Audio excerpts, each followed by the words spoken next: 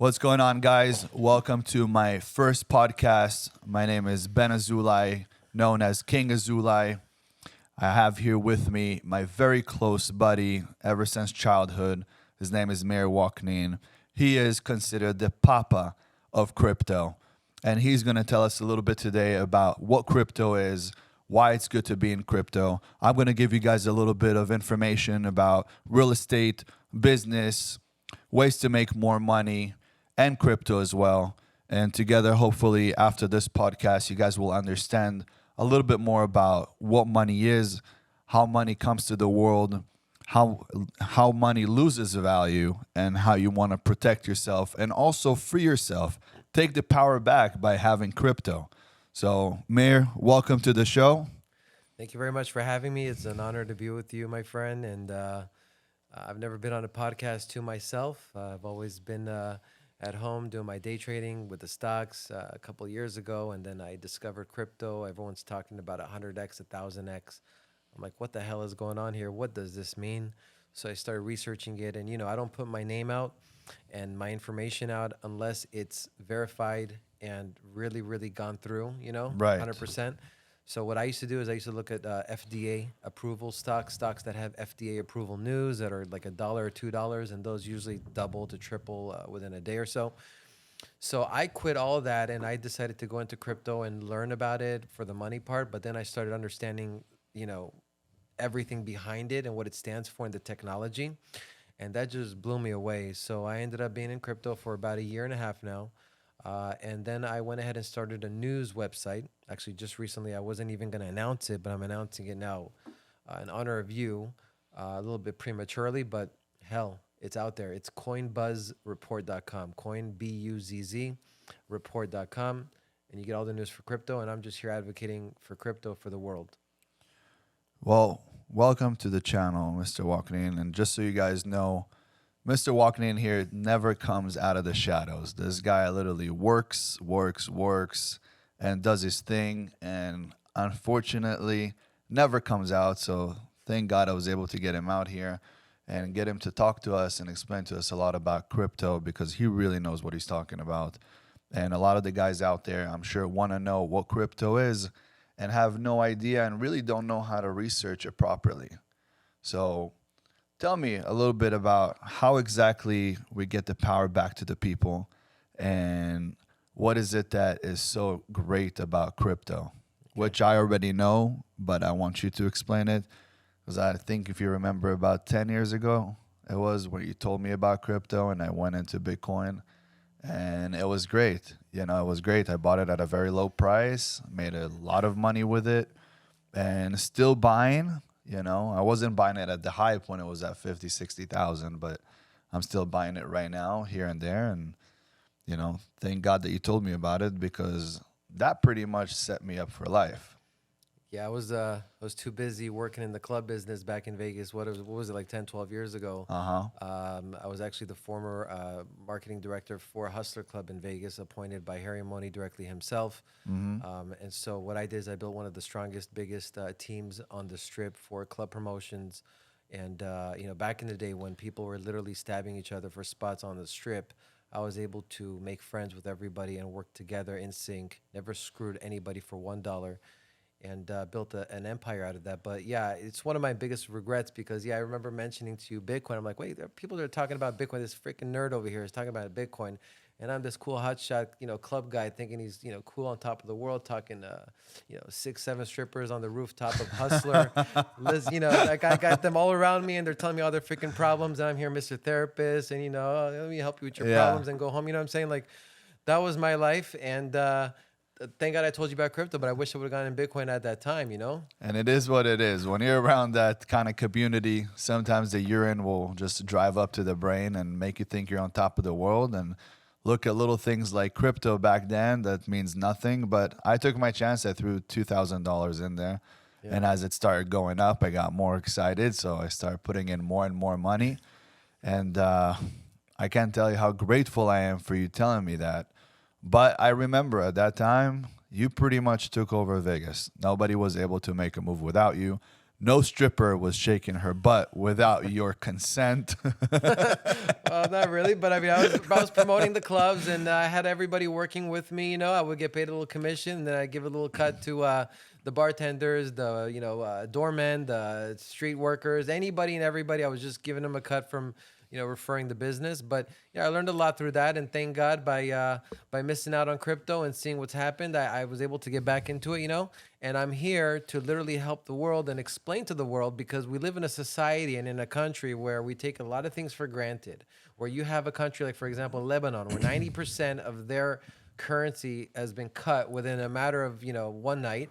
Right. And now they're living off of crypto and surviving off crypto. You have companies and countries like like Russia, for example, right? In the whole Ukrainian battle over there, the war. They used crypto once they were cut out from a lot of countries, like the United States with SWIFT and everything. They were using crypto to purchase ammunition, to sell things. So, crypto has played a vital part in many, many different ways, and it's here to stay. And it's about time we all get educated, because if not, we're going to miss out like crazy. And just to point out the kind of benefits on crypto, one thing, for example, if you want to think about the money, right? A lot of us are here about the money. How do we make money with crypto? Right. Crypto is the #1 appreciating asset in the world. For example, you got this little cup right here. Right. Ben, how much would you say this cup's worth right here? It cost me 50 cents. 50 cents. Okay. And now it's not worth anything because it's going in the trash. It's going in the trash. so even when it goes in the trash, it's going to get recycled or some shit, right? So it might be like worth what? At least maybe a penny? A penny, right. Okay. Well, did you know Bitcoin was worth a penny at one point, right? Right. It was worth a penny. And right. now Bitcoin's worth? Yeah. About 2.5 of these. Right. And about a year ago, it was worth, if I may, all of these. Please don't beat me up, but yes. a year ago, it was worth about all of this. Now, where can 1 penny turn into this? Nowhere. Nowhere. So that is the power of crypto, and it's not over yet. There's many projects like this. Now, another value of crypto, like you were asking me, right? And 1 second, just so I may explain. Guys, the money that you see here, there's a reason that I brought it today. This money, I wanted to test the banks and see exactly what is happening. So I called my bank, and when I called them, I asked for $250,000. Now, for me, $250,000 is not much money. As you guys could understand, $250,000 is not much money. But when I called the bank and said, hey, I'd like to pick up $250,000 because I need it for my podcast, I want to show a little bit of money. They said to me, well, we're probably going to need for anything over $20,000 to make an order, which will take about 3.5 to 4 weeks to arrive. Then we're going to need an armed guard that's going to meet you, walk you to your car, and make sure that you drive away with the money. Not Secret Service too? No, not at that time. I'm Secret Service. But, it was crazy to me. So then I said, look, I need just $250,000, and it's not that much money. And the bank pretty much told me, Ben, it might not be a lot of money for you, but it's a lot of money. So I told him, look, if you get me $250,000 in 4 weeks, it's fine. I'll wait. It took about 5 weeks, and that's why we delayed this podcast, for me to receive $160,000. That's all they were able to scrap and put together for me. That's a bunch of bullshit. That means that I have money in the bank that doesn't exist. And the truth is, people don't understand. There's central banks, there's the government, and then there's private banks. Private banks are like Chase, JP Morgan, Wells Fargo, Bank of America. These are private banks. The central banks are the ones who print out the money. The more money that you print, the more the inflation goes up. The more the inflation goes up, the less the buying power you have of the dollar. Ever since COVID, we have been losing 30 to 35% a year on the value of the dollar. I'm at the moment building my house on the way to Malibu. It is a house that was supposed to cost me, because I am the builder, it was supposed to cost me only $900,000 to build. Now it's going to cost me closer to $3 million. But I'm doing the same exact thing as I was going to do right before COVID. that means that the buying power has lost so much value and the dollar has lost so much value. And then I come to find out that only 3 to 5% of the money in the economy is physical money. The rest of it, which is 95 to 97%, is digital money in all the centralized banks. So going decentralized and into coins and crypto and Bitcoin and Ethereum, that's something that brings the power back to the people, because as we know, history does repeat itself. And in 1929, there was the Great Depression, as we remember from stories, because we weren't alive back then. But now we are in 2023, and it looks like if they keep printing out money and the banks don't have money, anyone who does have money in the bank might just end up not being able to get his money. Yeah. And for those of you that are lost out there and you're probably like, oh my God, look at Ben, his big fucking muscles, but I don't know what the fuck he just said. For all those of you that are maybe out there on TikTok 24/7 and, you know, your brain's turned into fish brain, just want to help you guys, okay? Unfortunately, that is what happens. But what he's saying, I'll break it down quickly and ask you guys two questions. One is, did you know that how much you can get with $1 100 years ago or 120 years ago? What could $1 purchase you? I remember my grandparents saying that they would go to the movies as a couple with a quarter. Quarter, exactly. And now what can you And buy that with was a quarter? for a couple. Yeah. And I think for the other quarter, my grandpa said that he could buy popcorn, drinks, and all of that. Exactly. So it cost him 50 cents. So long story short, For the the nice dollar, the quarters is gone down and down and down. Okay, so that is what's going on in the world, whether you like it or not. That's why it's very important that you guys pay attention to crypto and learn a little bit. The next question I was going to ask is, Ben, and for the people out there too that don't understand what the hell is going on, but can you name me one country, one dynasty, one emperor, one one anything that had currency that has gone up? Do you know of any currency out there in any country, the emperors, the Romans, No. or wherever? Nobody. It's Japan, always went down, the United Kingdom, and the currency has been changing constantly ever since the beginning of humanity. I mean, Venezuela, you could wipe your ass with money out there. You could find it on the streets. You know that? That's true. They were making Worthless. handbags out of money, actual bills, because it has no value. I mean, and it looks like we're also going back to the currency of gold slowly. You know, more people are buying gold, and the reason is gold always had value. You know, at some point we were using seashells as money many years ago, and also glass beads, and then we went into having silver and different ways of like even having ledgers, but eventually we got to $1. Yeah. And the dollar today is the global currency, which is the strongest, most powerful thing that could be out there. But now that it's been printed out so much due to COVID and due to the fact that right now they signed a $1.7 trillion bill, I mean, the value seems like it's going to just take a big dip. Yeah. And gold, you know, it's so funny that you're mentioning gold. It's like a lot of people are thinking gold is what you need when, you know, emergency and the world is collapsing and shit like that, right? Well, let me ask you a question. Say you got a little brick of gold right here, right? Right. Okay.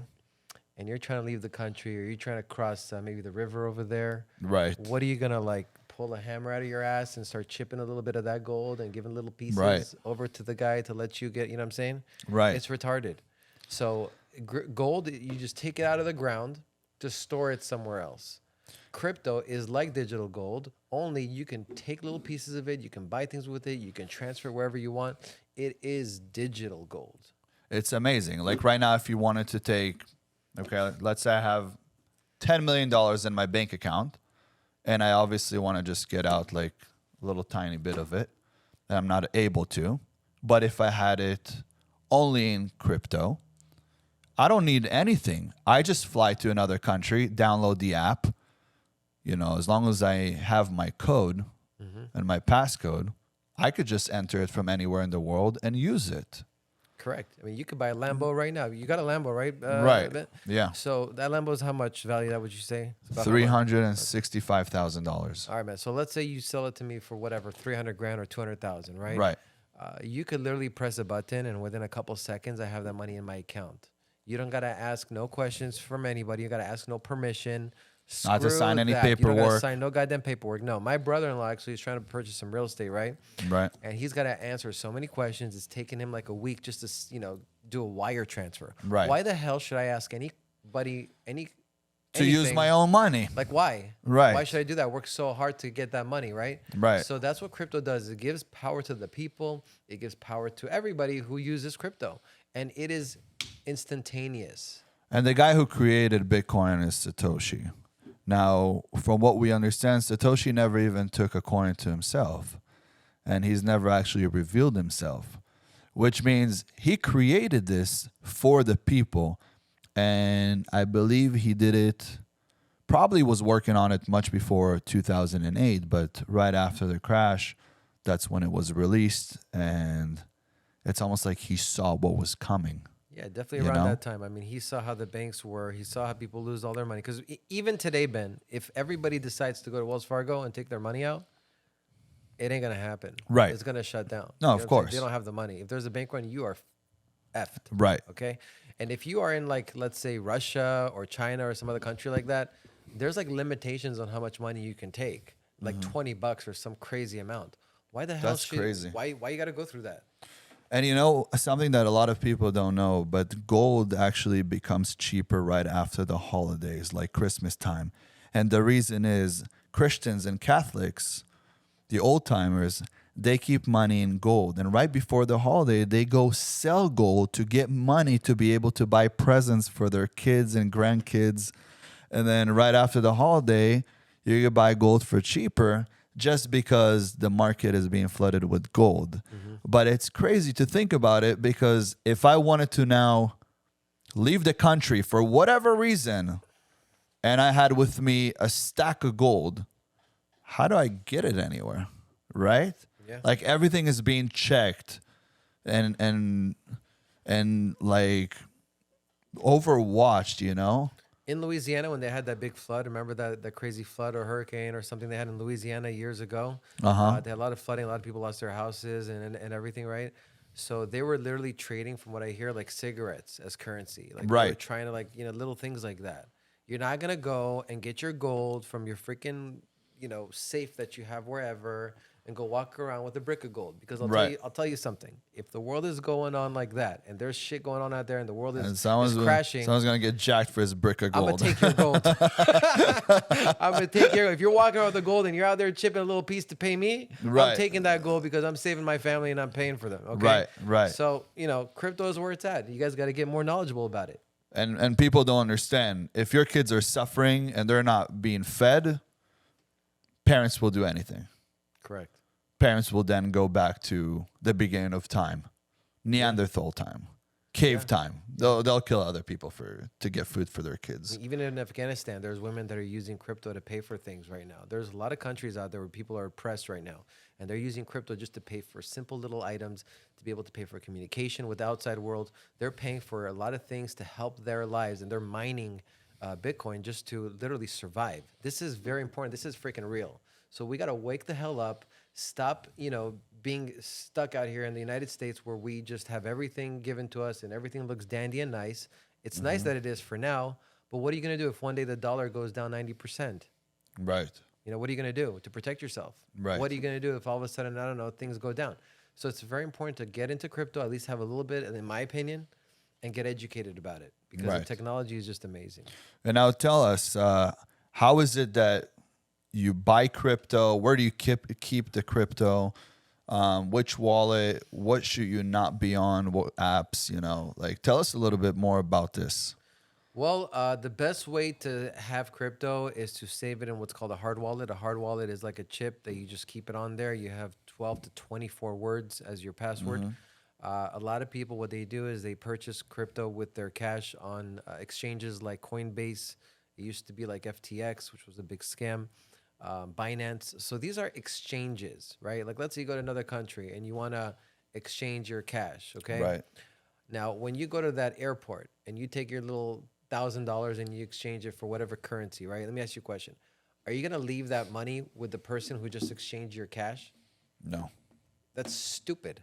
And that's what people do. And that's how they get scammed and lose all their crypto because they're leaving it in the exchanges. Coinbase is just an exchange.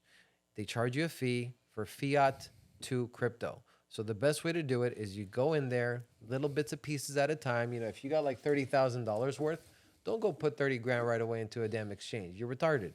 Go ahead and take maybe a little bit out, a couple grand, put it in there, exchange it, take it out. You know what I'm saying? So you're not screwed or whatever. You transfer it to what's called a wallet, like a MetaMask, which is an app. You can go to Trust Wallet or MetaMask. Those are what you call hot wallets. Those also give you a password, 12 words that you keep to yourself. You don't give it to anybody. That's just stupid. A lot of people, it's so funny because they get messaged on Telegram and things like that. And people say that I'm from support. What are your 12 words? And they give it up like idiots. Right. So you never give up your passwords no matter what. Okay, guys? I got to say one more time, never give out your keys. Okay? And once you do that, if you want to be extra safe, is you just transfer it to a hard wallet. A hard wallet can be like a Ledger or Trezor. You Google it and you go to Trezor. I think it's .io, but go to Google, the first link over there. Do not purchase a Trezor or a Ledger on like Amazon, right? You don't want to buy it from independent people that are selling these hard wallets because what they can do is put malware on there and steal your crypto. So when you put crypto on there, they just jack you. Right. Okay? Right. In the world of crypto, if you lose your crypto, you are screwed. And that is actually why it's a very big benefit, I think, in my opinion, for a lot of business owners, right? Let's say you have a pizza shop. Right. Somebody comes with a credit card, they buy some pizza, okay? And now they want to go ahead and call their bank and say, look, I didn't authorize this. The bank will take the money from your account as a merchant. Right. They will. In crypto, if I send you money for that pizza, That money there's is gone. no way I can get it back. Right. Okay? So that's protecting merchants. So there's so many ways, but protect yourself. Ledger or Trezor, in my opinion, are the great wallets. You keep them in there. Then it's called cold storage, and nobody could take your crypto. That's amazing. That's amazing. And again, that's why I got into crypto. But I don't believe in having all your eggs in one basket, guys. You got to make sure that today people are no longer just business people. They have become entrepreneurs. And as me, I own 16 businesses worldwide. You know, crypto is just one more thing that I own. And I don't look at it as money, as I look at it as an asset. It's an actual asset that grows. And to be honest with you, whether it grows or goes back down or fluctuates, I don't even pay attention to it. When it was at 60 something thousand, I didn't pull out my money. I didn't care, you know, because I threw in little money in comparison to the money that I have. I threw in little money and it turned into a shitload of money. So now that it fluctuates up and down, I don't care. But there's also ways to take loans out on that money, right? Correct, yeah. In crypto, there is what's called liquidloans.io. It's an app coming out very soon on Pulse Chain, which is a copy of Ethereum. And long story short, you don't need no credit check. You don't need to tell anybody your damn background. You don't need to tell anybody how much occupational money you make or whatever it is. It's none of anybody's business. Right. You can take a loan out against your crypto and you get as much as you want based off your crypto. Right. Okay, it's changing the financial industry and giving power to people. You don't have to live your life by your credit. Okay, you don't have to be a little bitch just to make somebody happy on making your credit so good so that you can get qualified. Screw that. In the world of crypto, you can get loans on your crypto. It don't matter. You could be fucking 10 years old and take a loan out.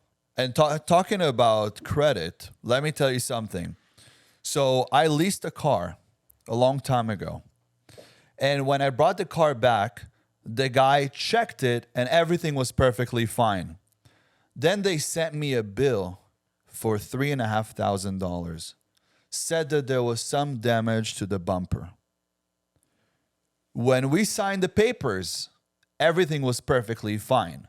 They must have damaged the bumper in some way that they sent the car out or whatever it was. It was not me. But they sent me a bill. I tried talking to them, and for 90 days, I was back and forth with them, and eventually, they put it on my credit. And my credit score went down from 830 to like 640 something. I'll never forget how first of all, I was shocked. I literally, my heart dropped to my fucking underwear. And that's the truth. Because you buy shit with credit, right? Everything that I want to buy, if I don't have credit, I couldn't buy anything unless I'm buying it cash. But the fact that they were able to do that for no reason, that just pissed me off. At the end, I talked to them. They removed it. I had to go to a guy to fix my credit, pay him money. What he did is he sent I didn't know that, but I guess collections are not really legal. So he sent to the collection agency a letter saying, hey, we would like to get this sent back to its original owner. And then they sent it back to the dealer, and then he disputed it and it got removed. But it took I would say close to a year for my credit to come back up. Yeah, Ben, that's a game I just don't want to play. You know what I'm saying? I'm sorry, but screw credit. I don't care about credit. I hate credit. I never even, really cared for my credit. I mean, it's just a game that I never wanted to opt into. Right. And it just really controls you. I mean, it's a mentally crazy thing. The one time I cared about building my credit was very recently. And it's like, oh, I got to worry about, all these things and how to do this and how to do that. A gas bill. Screw that. If you didn't pay that in time. In crypto, and I'm somebody who travels a lot, right? Yeah. So when I'm not here, I need to have people paying my bills. You know what I mean? Yeah. Because I don't like it being on an automated system. Because sometimes they just take money out for no reason. And there's little fees. Anywhere around the world, there's no such thing as a fee. There's a breakdown of what it is you're paying for. But here in the United States, there's a fee. Fee for this, fee for that. Fee for what? Tell me, you fucking cocks.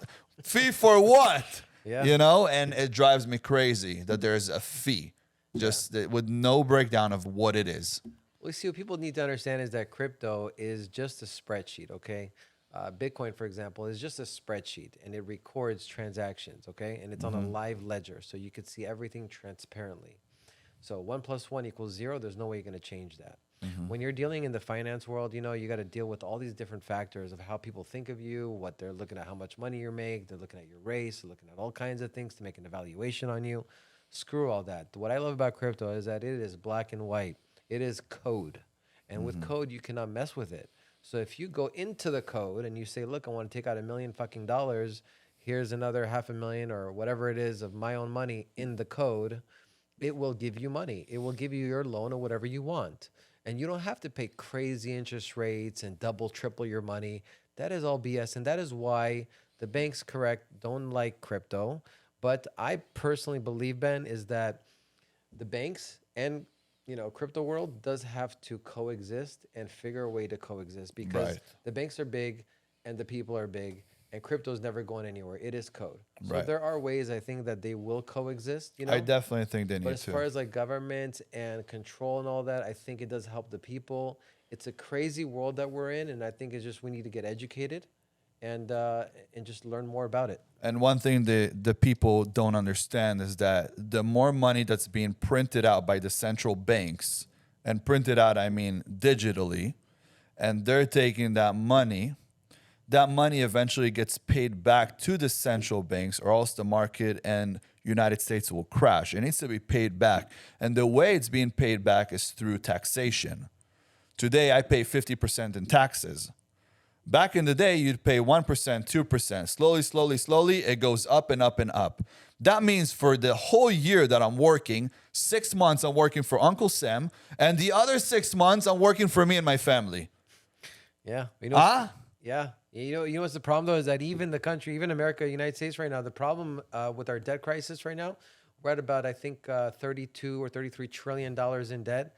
The interest the United States is paying on the money that they printed and lent and all that stuff is more money that they're paying in interest right now than they're spending on the military to defend themselves. Maybe that's why we got balloons flying around that we don't, that we just let in our country. Right. But that's the problem, is that it is affecting the average person like me and you. Right. And it is also affecting the government, And you guys need to understand, it's one thing is you're paying taxes, right? So you're paying taxes on the money that you worked for. You gave your time to pay to somebody else.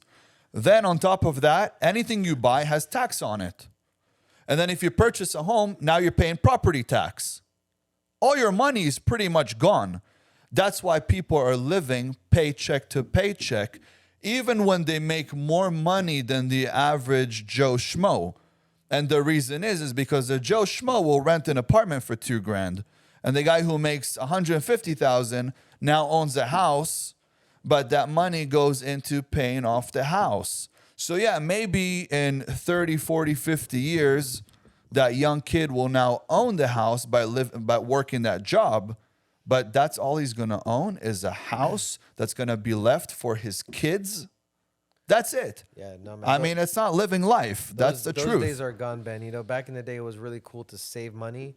I don't know And to say I own a house, yeah, it was like, I don't know if your parents ever told you, Ben, you know, you got to save that money. Like they my mom always said, did. You got to save that dollar, you know? Always. Now, As a Jew, yes. As a Jew, my mom was like, listen, you take them, you iron them. Yeah, right. You iron them really nicely. You put them under your blanket. Yeah. And remember, God is watching. Don't be spending. You know? And now we are a country that is heavily in credit card debt. We don't even we can't even save money. So that's why I believe, Ben, that crypto is another opportunity that can truly help the people. It can help us. It can save us because there's nowhere in the world where you are going to get a $6 million a 6 million percentage return. You're just not going to get that. Right. Okay? You're not going to double, triple, quadruple, 10x your money unless you're in crypto. So And- it gives you a fighting chance to actually live your life. And he said something about credit card. Just so you guys know, and I want everybody to know this, rich people like me and like this guy and all the rest of them, we do not carry a debit card on us. I do not own a debit card. When I received a debit card, I cut it. And the reason is I only carry a credit card in case I need money. I'm just looking in my pockets, And- by the way, Ben. This is all I got right here. A credit card? Yeah. And I'll tell you I'm guys. just looking for. I'm literally looking. I'm looking for my wallet, bro. Like literally here. I'm looking for my wallet right here. I got my cigar. I got this. It's so funny because we here speak the truth. You know what I'm saying? Yeah. There we go. An inhaler. Anytime he gets like a big What chunk do I of got, money, guys? he What needs do an I got? inhaler. Credit card. And that's the truth. And I'll tell you guys why. Because if anybody steals your credit card, they don't take your money. They take the credit company's money. And then you get your money back in there because there is an insurance on it. If they get to your debit card, they get to your personal account. That's why I don't, and all the rich people that I know do not carry a debit card.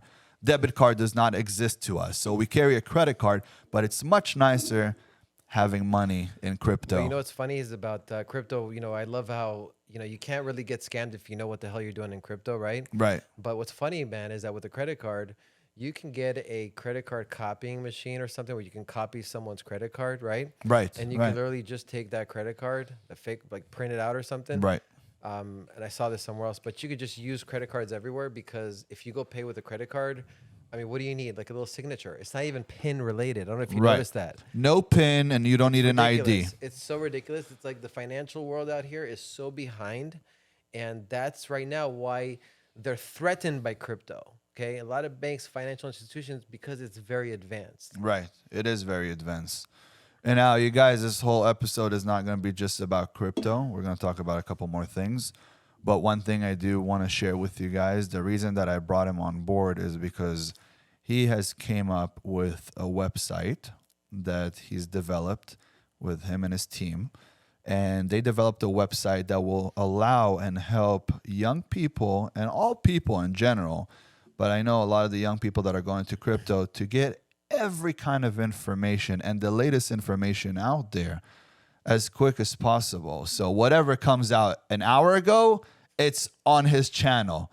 And please tell us the website and what it is that we're going to find on there. Sure. So pretty much the way I got into this site is I personally myself also followed a lot of different random places. When I got into crypto, I would listen to some guy on YouTube, right?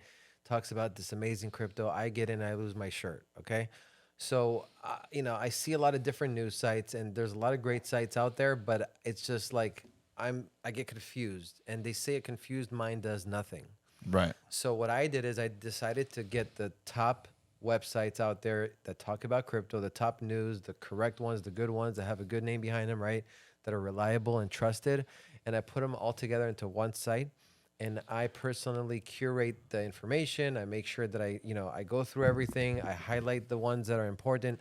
So long story short, when you go on my website, coinbuzzreport.com, B-U-Z-Z report.com, you are getting all the news on one site. Very, very simple. You have all the top influencers and people that are in crypto that have been around that know crypto. You can link to them quickly. You have 3 sites on there where you can click on there and you can literally search the different cryptos that you're interested in, like CoinMarketCap, nomics.com, right? So you can search your cryptos, you can search, you can have access to the influencers, you have access to the news coming in all day long, the hottest, newest, curated news. You don't need to go anywhere else. So I created a one-stop shop, a hub where the average person that may not know about crypto or that may be in crypto, instead of getting fed some bullshit from one place that may be biased for one thing, Right. instead I'm giving power to you and to me to go on one page and have everything there together. And now you have 100% of information. You can choose to go through it and learn, and you get educated, Right. because this is coming whether you like it or not. Either you're going to be in front of this and benefit from it, or you're going to be one of those people that wished you got into the .com age back then. Right. Well, I'll tell you something, guys. Crypto is incredible.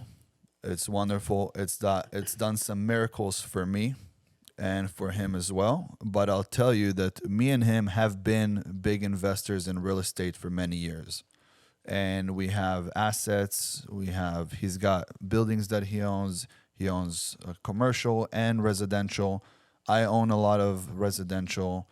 I just got into commercial as well. But as I see in real estate, a lot of the young people also want to get into that. So I want to speak a little bit about real estate today and about the market and where it's going and how it is that people like me and him do the investments that we do and make money and rent out the properties and turn it into investment properties and things of that nature. So really, I want to give you guys a quick cap about what real estate is. So if you're somebody that has money and you're ready to invest, the great way is to go, let's say you're going to buy a house that's going to be $200,000. Not in California, obviously, but, I'm going to round up the numbers for you and I'm not going to shoot them too big, $2, $3, $5 million where we're investing. But let's say you're going to something small and you're buying something for 100 or 200K. Let's say you bought something for 100K. You put 20% down. You have now loaned $80,000 from the bank. Then you're probably going to need to remodel that space. And at 100 grand, that place is not so big. You're probably going to need 20 to 30K to remodel it. Now the property value will go up to about 200K. You then take that property and rent it out. Once you rent it out and you have the forms all signed and the tenants are in, you go back to the bank and get a finance. What it's called is a refinance. You finance the money out of the actual, what it's called is refinance. What you do is you refinance the house to pull money out of the equity. Once you're able to refi the house, you could take up to 80%. Yeah, it's just the bank giving you more money. So if the house now is worth $200,000, you now could pull out 160K. So now you have only $40,000 in there, but this is all profit, guys.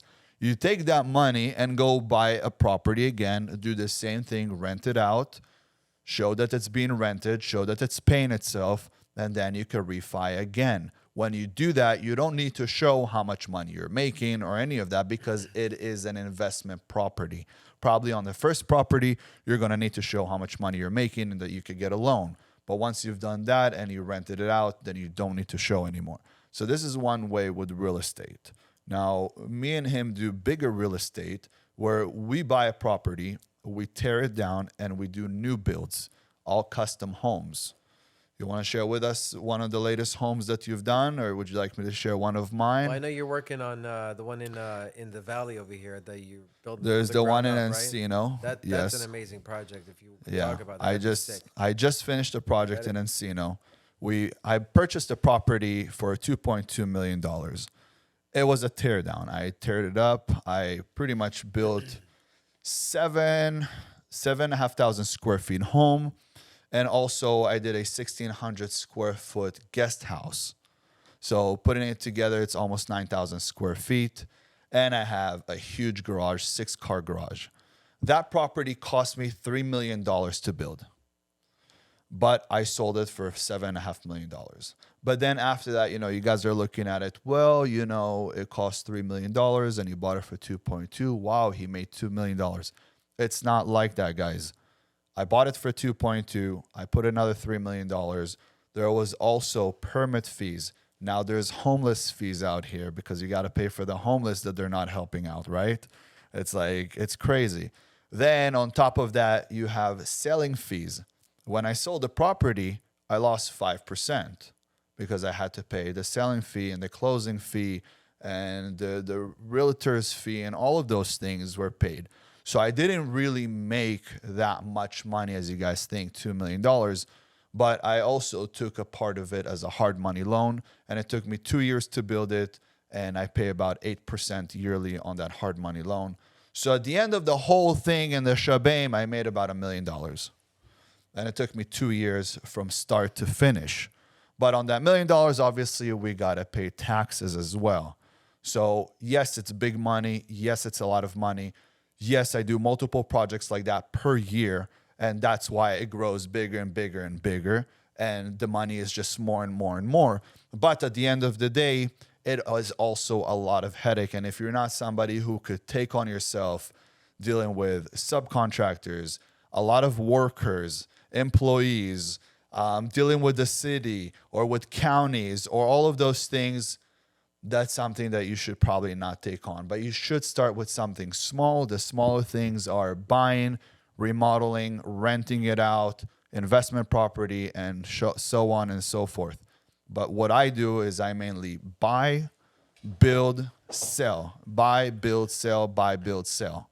Yeah, real estate is definitely the most conservative approach. I grew up with real estate. My father owns several buildings, also apartment buildings. And, while in the last 30 years, the property has gone up, maybe he made like a 20x, Yeah. But again, I go back to crypto, 1,000x, Right. 100x, Right. in a matter of a year. Right. So I got to be honest with you. I mean, about a year ago, a year and a half ago, I could see the trends and everything going on, right? You could tell the market trends, Right. if you're into it. So I knew that things were going to be very bad. And so I just positioned myself to pretty much be able to purchase as much crypto in the down market as I could, instead of investing more into real estate, But real estate is an amazing asset class for the conservative approach, Right. because it's obviously something that's going to be around forever. Yeah. Obviously, people need a roof over their head, unless you like to live in a tent. I mean, I don't know if you like to live in a tent. Right, but, right. I sounds pretty cool for a night. Yeah, maybe for a night. If you like to live in a tent, fine. I'm sure we got a lot of tents out here in LA now, right? Yes. Maybe we should get into the real estate for that. Maybe we could buy some tents And fix those up a little bit. I don't know if you remember, but when I was 17, my dad kicked me out of the house. I lived for almost 3 months at the Hazeltine Park, wow. right under a tree. And it sucked because I had a 350Z at the time, a Nissan. And sometimes I'd sleep in the Nissan because it was a little bit too cold outside. Yeah. And one day they came and they gave me a ticket, a parking ticket. She tried to wake me up and she's like, "Choo, choo, choo, choo." I didn't wake up. She gives me a ticket. As she's giving me the ticket, I wake up. I'm like, "Please don't give me a ticket. I'm sleeping in my car. I don't have any money." She goes, "Sorry." Yeah. And leaves. Yeah. Man, I hated life at that time. Yeah. And I knew at that time that no matter what it was going to take, I was going to become successful. And it's do or die trying. I'm either going to do it or I'm going to die in the process of trying to do it, but at least I'll die happy. And you guys, you have to understand, they say, if you do what you love to do with a passion, you're not working a day in your life. But the truth is, some of the things that I've done, I didn't love. I wasn't passionate about. Now I'm doing more of what I'm passionate about. But before I wasn't. And it is what it is. You're just going to have to go through that, right? At some point, you have to do what you don't want to do. I mean, I didn't want to wake up at 4 a.m. I didn't want to go to sleep at midnight and getting only 4 hours of sleep, or sometimes getting only 2 hours of sleep, waking up saying, I got to get to work. Today is my day. Today was a hard day, but it's a character building day. Yeah, they say about commitment. Commitment is doing the thing you said you would do long after the mood you had set it in has left you. Right. And if there's anyone out there that is most committed, it's you that I know. I Honestly, mean, look, you got some serious commitment, so I commend you for that. and I have to say that my hard work came from being angry. It came from being angry at the fact that teachers told me I wasn't going to be anything because I had ADD. I felt like I was smarter than everybody. I didn't want to pay attention. I didn't care what happened at the Boston Tea Party. It was just not something that I cared about. So yeah, I was just looking around, not paying attention, and they told me I wasn't going to be anything. Well, you know what the teachers of Disney told his parents, right? They What? said Disney had no imagination. Oh, really? Yeah. Yeah. So you know what, teachers? Screw you. Yeah, yeah. You didn't know what you were talking about. And a lot of you guys, the people who are not going to become entrepreneurs and are going to work, and that's fine. That's great. If you're somebody who goes to school, it's great. But if you're going to school because you want to be a doctor, that's one thing. You go become a doctor and work for Kaiser. Or you could think outside the box and go become a doctor and start your own practice and become the best doctor in Beverly Hills and become a multimillionaire from being the top doctor, top surgeon. It's all about the vision that you have. Are you somebody that needs to work under somebody else? Or are you somebody that's innovative and knows how to grow and have self-growth, where working for somebody is just not enough for you and you want to do your own thing? You want to have your own hours, and you don't want to sit there and be told what to do. And I think I'm definitely one of those people. I've never had a job in my life. I'm a young millionaire and never had a job in my whole life, ever. I never worked for anybody. I literally, at the age of 19 or 18, I think it was, I came to work for somebody and I told him, let me work for you for a month for free. And if you love what I do, I want to have my own hours. I want to make only commission. And I'll do that for the next 60 days, after that 30 days. And after that, I'd like to be a partner. And exactly what I said is what I did. And we became partners after 3 months. But never from the beginning did I look at him and think, I'm going to be your employee. Yeah. I mean, I actually, one of my first jobs, I actually did have a job growing up. I was like maybe 12 or 13, was in like a printing shop, right? Right. And I quit after day one. Then I also tried working like a pizza shop and Sam's Bakery. I don't know if you heard of Sam's Bakery. Yes, yes. So all my homies from school would come by. My skater boys would come by, right? At the end of the day, before we threw out everything, and I just fill up a whole box of cookies and this and that, and just give it to them. And then I worked at a pizza shop for a little bit, a couple of days, you know what I'm saying? So, yeah, it wasn't fun, but I can tell you it was definitely a learning experience. And it was something that I said to myself, yeah, I'm never going to do that again. So sometimes out there, if you're out there and you have a job, look, it's not the end of the world. It's not too late. But just have the mindset of working on something that you love and focusing on something that you believe in, even if it's part-time. They have an 80-20 rule. 80% of maybe your job, then you do 20% of something you want to work on. I mean, look, you can't make any excuses, right? Bro, when we grew up, we didn't have no fucking YouTube. Right. We didn't have no, you know what I'm saying? Like, we live in a tech world where we can do whatever we want and build whatever we want from home. Right. Right. There's no excuses right now. Right. You can make money from home, entrepreneur, and do whatever you want. And, working a 9 to 5 is one thing, but you have to remember that it's always going to keep you in that minimum wage, stuck in the matrix. Yeah. At the end of the day, if you want to get out of there, it's what you do after your 9 to 5 to get you to the next level in life, that you're not paycheck to paycheck. Yeah. You can go watch Netflix, after work. Right. You can go work on your dreams and work on your Right. business. Right. If you're someone who works a 9 to 5, I would definitely tell you from here on, you should be waking up at 5 a.m. You should be eating your breakfast. After that, you should be at the gym, kicking ass. After that, you come back home. You read a book, you get some education, you watch a good video that's going to help you with whatever it is you look to do in life. Then you go to work. After work, you come back home, you do a power nap for 30 minutes. You wake up and you start educating yourself. And it is what it is. You're going to be sleeping for 30 minutes, 40 minutes here, 50 minutes there. These are going to be your power naps. But after that, you know you got to get back to work and you got to step away from people. It's not a time to hang out with people if you want to become successful. It's not the time to party. If you know what's good for yourself, you're going to be by yourself. And I'll tell you why. If you cannot hang out by yourself on the weekend, there's something really wrong with you. Because I can hang out with myself probably for the rest of my life. And the most important conversation I've ever had was with myself, where I told myself, Ben, you must do it. There's no other way. We are not stopping. We're going, and we're going all the way. And that is real talk, okay, guys? So keep coming back because this is where you're going to get the real talk. You know, they may shut down Andrew Tate and people that like to speak their minds and all that, but Ben, I want to thank you very much for being the real man out there and being a leader and being out there and telling people what it is. You know, there's a very little bit of that in the world, so it's great to see that. And honestly, man, you're an inspiration to me to come out here, speak my mind, and you know, I really want to thank you, man, for having me here. Hey, bro, I really appreciate it. But I want to tell all of you guys out there and everybody that's sitting at home, if you are on social media and you like to get entertained, that's great, but you should minimize it to no more than 15 minutes a day. If you're on social media, you should be educating yourself. Now, another way to make money is, one, you give your time up for money, like we talked about now, 9 to 5. We talked about real estate and we talked a little bit about crypto. Another way is if you know something, because everybody knows something that other people don't know, right? If you think about it, if you know how to fix an air conditioner, you could go give somebody your service, but then you're still getting paid for your time. But if you can make a video the way we are over here and sell it as a course to a few thousand people, now for that same time, you just got paid by a few thousand people.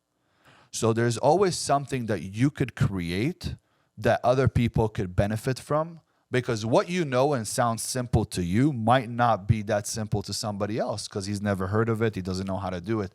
But if there's some sort of service that you know how to give and you could put it on video and sell it to the people, you can make much more money. That's another way of making money, guys. So whatever it is that you do it the best.